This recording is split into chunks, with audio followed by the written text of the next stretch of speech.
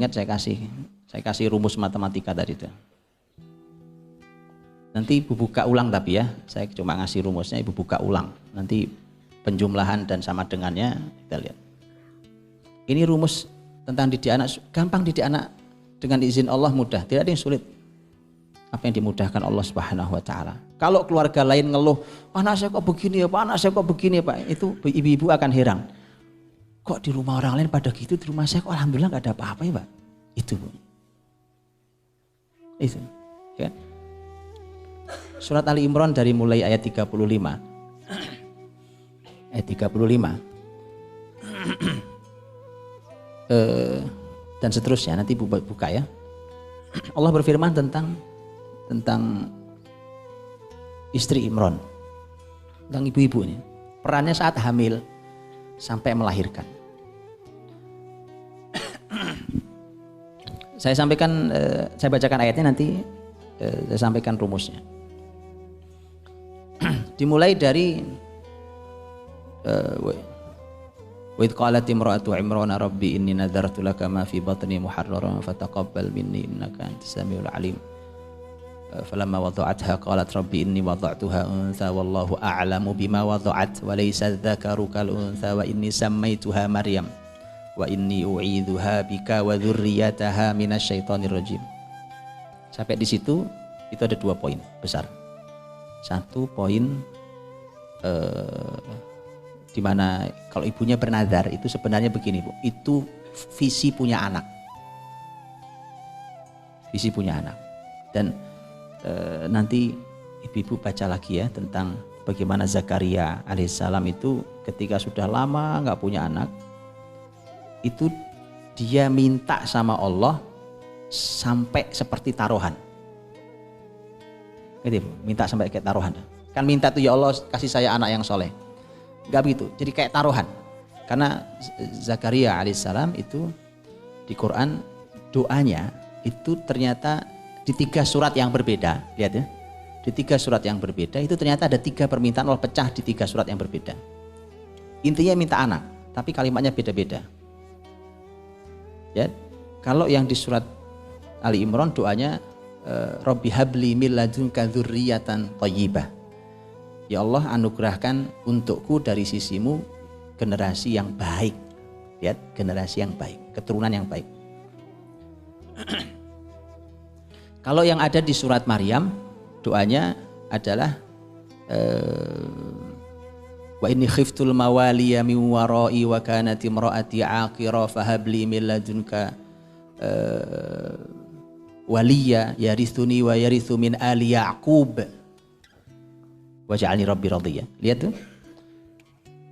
Dia berkata, ya Allah aku ini takut generasi penggantiku enggak ada.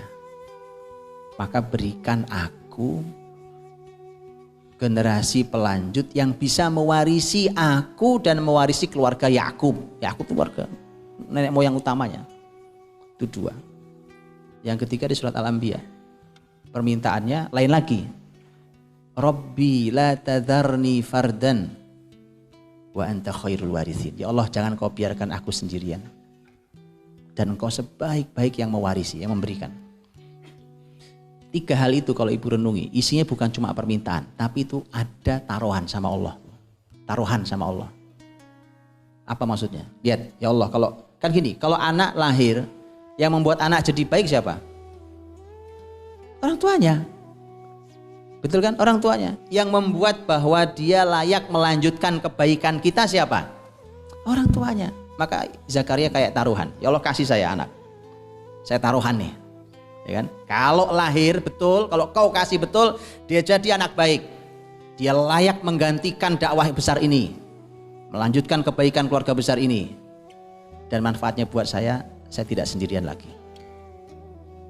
Jadi kayak taruhan sama Allah. Itu resep. Jadi itu poin satunya. Anda punya anak tuh mau ngapain sebenarnya sih? Ada visi keturunan, ya. Yang kedua, kalau betul sudah dikasih anak, ini poin yang keduanya, adalah lakukan tugas sebaik mungkin sebagai orang tua. Kalau di situ tugas awal, wa inni samaituha Maryam, aku beri nama dia Maryam, ngasih nama yang baik, Itu bagian dari tugas. Wa inni u'idzuha bika wa dzurriyyataha minasyaitonir rajim. Dan aku memintakan kepadamu ya Allah perlindungan kepada anakku ini agar dia terlindung, dia dan keturunannya dari setan yang terkutuk. Doa minta perlindungan. Jadi itu semua sebenarnya kalau diringkas menjadi melakukan sebaik-baiknya tugas sebagai orang tua. Dah 2 poin itu ya. Kita lanjutkan ayatnya. 2 poin itu plus itu. Jadi 1 plus 2 tadi. Kemudian yang ketiga apa? Kalau sudah dijumlah tadi itu 2 hal itu, maka fataqabbalaha rabbuha biqabulin hasan. Maka Robnya Allah Subhanahu wa taala menerimanya dengan penerimaan yang baik. Wa ambataha nabatan hasana, dan Allah yang menumbuhkannya dengan pertumbuhan yang baik. Maka kalau poin 1 dan 2 dijumlahkan, itu sama dengannya adalah Allah ridho dan menerima amal itu. Didik anak itu amal besar, Bu. Maka yang paling penting itu adalah Allah ridho dengan yang kita lakukan. Bahwa kita ini banyak kekurangan, iya. Tetapi yang kita lakukan ini Allah senang terhadap anak kita. Tadi saya bilang, miliklah visi yang baik dan besar. Kalau di surat Ali Imran tadi visinya, ya Allah aku bernazar anak ini nanti jadi pengabdimu di Baitul Maqdis. Jadi jelas gitu. Bahkan detail. Ini ya visinya sampai detail banget. Ya, jadi miliki itu dulu. Kemudian setelah itu jalankan tugas sebagai orang tua sebaik-baiknya dengan semua kekurangan kita, gak ada yang sempurna. Kalau sudah itu maka Allah terima fataqabbalaha. Jadi sama dengannya Allah terima amal itu. Amal didikan Allah terima. Oke. Kalau sudah Allah terima, lihat, fa'ambataha nabatan hasana wa kaffalaha Zakaria. Kalau sudah Allah terima, maka itu efeknya adalah Allah yang mengambil alih pendidikan. Itu enaknya tuh. Capek pun didik zaman begini mah. Kita soleh ke amat-amat ya kan. Pinter juga nggak terlalu, ngerti tentang pendidikan juga baru belajarnya, susah. Karenanya nggak bisa didik seperti ini. Anda mau jaga anak 24 jam, nggak bisa. Nggak bisa. Anak kita lebih hebat urusan gadget daripada kita. Nggak bisa. Tapi kalau amal Anda ridho, Allah ambil alih. Amal Anda baik, Allah ridho. Allah ambil baik, Allah ambil alih. Kalau sudah Allah terima, maka Allah yang menumbuhkan anak kita. Itu artinya dibantulah kita oleh Allah Subhanahu wa taala untuk mendidik. Kalau sudah itu apa efek berikutnya? Wa kaffalaha Zakaria. Wa kaffalaha Zakaria, maka diasuh oleh Zakaria. Kenapa perlu Zakaria? Karena sang ayah sudah wafat. Para ahli tafsir mengatakan Maryam lahir yatim, sehingga sang bunda mendidik sendirian single parent. Jadi di Quran itu ada beberapa tema single parent. Ada 2 jenis single parent. Ada single parent yang suaminya meninggal, ada single parent yang suaminya masih ada tapi tidak hadir di pendidikan anaknya. Oke. Masih ada, suaminya masih ada, masih hidup. Tapi untuk mendidik anak dia sendirian. Maka perlu Zakaria. Kenapa? Karena itu kekurangan. Kekurangan. Orang itu lahir perlu hidup, perlu dididik oleh laki dan perempuan. Kita lahir perlu ibu, perlu bapak. Kalau salah satunya tidak ada, itu cacat, kurang sebenarnya dalam hidup kita. Nah, kekurangan itu kalau Allah sudah ridho, Allah tambal. Nah, maka poin berikutnya adalah kalau Allah sudah ridho, Allah sudah terima, Allah ambil alih, maka Allah menambal kekurangan kita. Belum selesai, ayat berikutnya. Ayat berikutnya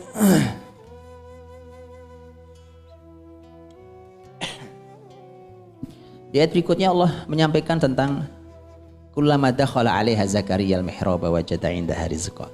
Setiap Zakaria masuk ke ruangannya Maryam, ke tempat ibadahnya Maryam, mihrabnya Maryam, Zakaria selalu menjumpai makanan.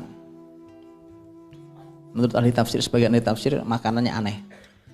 Aneh itu maksudnya tidak ada di musimnya. Kalau ini di depan saya ada jus mangga karena ada musimnya mungkin. Ya, tapi itu buahnya aneh karena dia tidak ada musimnya, selalu gak ada musimnya. Tapi ada di sisi Maryam. Maka Zakaria bertanya, "Anna laki hadza?" Dari mana kau dapat ini? Kan yang memberikan makan Zakaria, yang ngasuh Zakaria. Loh kok enggak? Kamu dari mana ini? Jawabannya luar biasa. Qalat huwa min indillah. Itu dari Allah. Innallaha yarzuqu may yasha'u bighairi hisab. Sesungguhnya Allah memberikan rezeki pada siapa yang dikehendaki tanpa dihitung-hitung. Baik. Maka ada sama dengan berikutnya. Kalau sudah Allah ridho dan Allah tambal kekurangan kita, apapun kekurangan kita, maka akan lahir keajaiban pada anak didik kita. Betul? Ajaib bukan Maryam? Ajaib. Kita akan punya anak-anak yang ajaib. Oke? Berhenti? Belum berhenti. Masih lanjut ayat berikutnya. Kan kita ingin punya anak-anak yang Masya Allah ya, yang di atas kita semua. Apa setelah itu? Kalau sudah kita dapat anak-anak yang ajaib, hunalika da'a Zakaria rabbah. Di sanalah begitu Zakaria dialog sama Maryam tadi, oh Maryam dikasih Allah hal yang ajaib. Enggak musimnya dikasih, mustahil menurut orang, tapi kalau buat Allah enggak ada yang mustahil. Di sanalah Zakaria berdoa. Hunalika da'a Zakaria rabbah. Nah itu baru qala rabbi habli min ladunka dzurriyyatan thayyibah. Ya Allah, kasih untukku dari sisimu generasi keturunan yang baik. Dikasih apa enggak dikasih sama Allah? Dikasih juga sama ajaibnya. Betul kan? Sama ajaibnya karena sudah tua dan istrinya sudah mandul. Maka kalau disimpulkan menjadi kalimat kita berikutnya adalah kalau sudah Allah ridho, Allah tambal kekurangan kita, hasilnya kita diberi Allah anak yang ajaib, berikutnya adalah Allah memberikan buat pendidiknya keajaiban dalam hidupnya. Ujungnya hidup kita Masya Allah Pak. Orang tuanya, gurunya, hidupnya akan ajaib. Paham? Itu rumusnya. Ya, besok ujian. Nah, ada rumus, ada ujian. Kalau ada rumus, ada soalnya. Nanti berikutnya ada soalnya. Oke, masalah di pendidikan anak itu masukkan di rumus itu.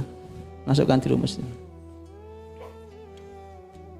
Paham ya? Semua sudah. Baik.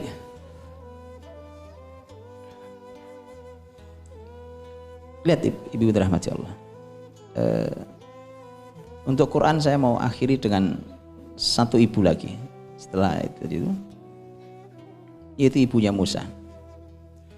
Ibu bisa buka dari mulai ayat yang ke-7 dalam surat Al-Qasas.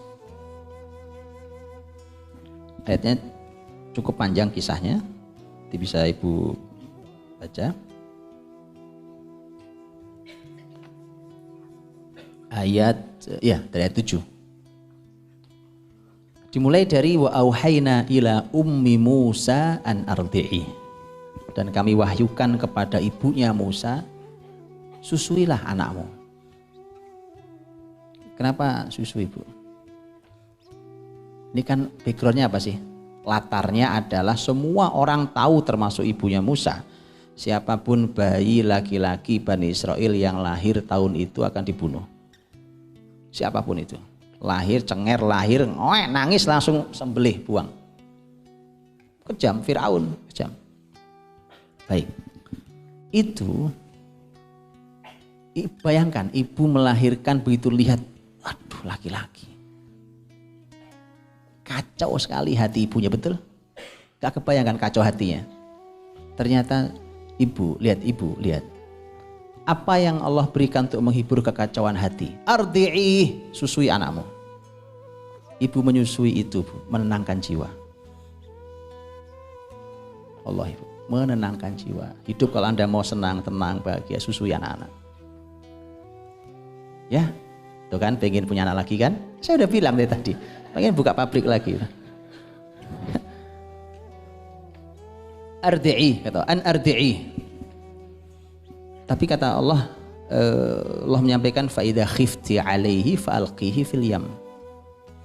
Kalau kamu masih takut juga, maka larunglah dia di sungai itu. Lihat Bu, lihat ini. Ajaib, ini aneh nih. Kalau ibu lagi khawatir terhadap anaknya, itu anak dilepas atau dipeluk? Iya kan? Pasti dipeluk, makin khawatir makin dipeluk erat, betul? Lah ini ibu khawatir malah suruh lepas, bagaimana coba? Apa maunya? Begini maunya Bu. Ini luar biasa loh. Ini kalau anak-anak saksikan, Masya Allah, anak ibu didik anak itu dimudahkan Allah SWT.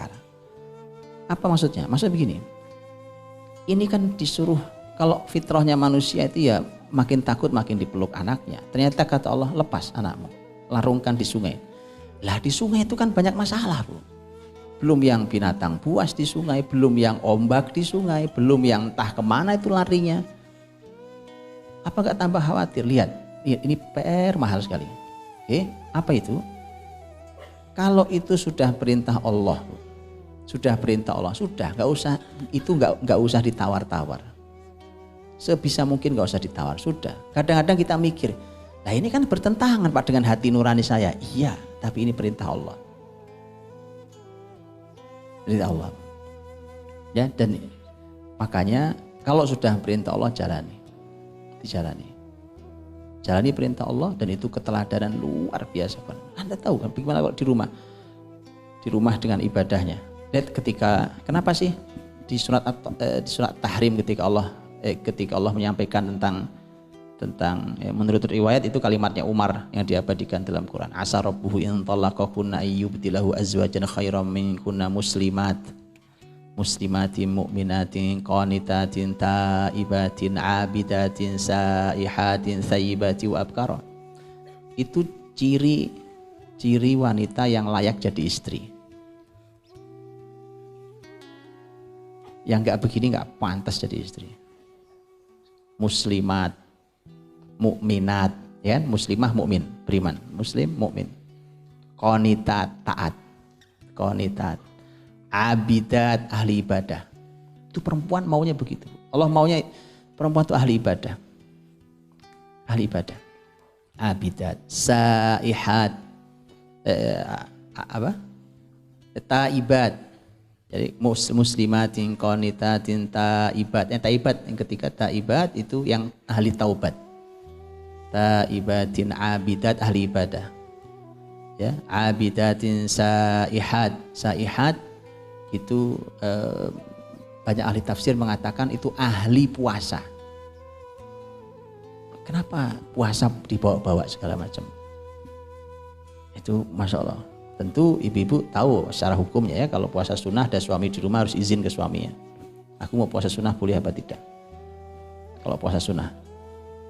Ya, artinya kalau sisanya thayyibati wa abkara, janda atau gadis itu pakai kata atau. Ya kan, janda atau gadis. Artinya mau janda mau gadis yang penting sifat yang di depan itu dipenuhi. Nah, maka tadi Bu, kalau itu perintah Allah minta ternyata perempuan itu gitu. Ada qanitat setelah ya, qanitat yang taat, yang tunduk taat. Muslimatin mu'minatin qanitatin taibatin abidatin saihatin thayyibati wa abkara.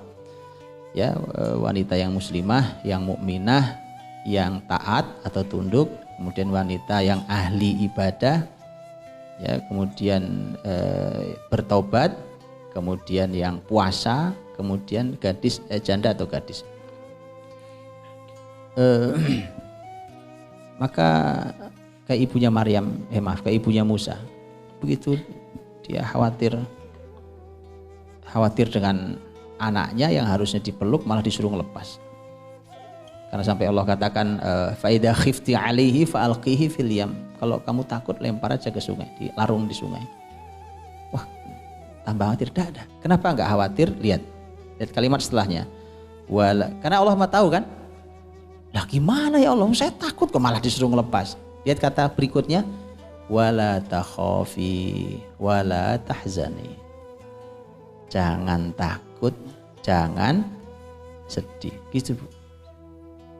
Kalau punya bayi jangan dikuasai rasa takut dan rasa sedih. Bahaya buat pertumbuhan anak-anak. Kalau ada masalah dengan suami, dengan mertua, dengan orang tua, dengan tetangga, selesaikan. Ya, karena ini Anak-anak sedang memerlukan bahagia Anda. Kata Allah, wala takhafi, wala tahzani. Jangan sedih. Sampai Allah kasih janji. Inna radduhu ilaik. Kata Allah, kami yang akan mengembalikan bayi ini kepadamu. Dah, janji Allah sudah percaya gitu.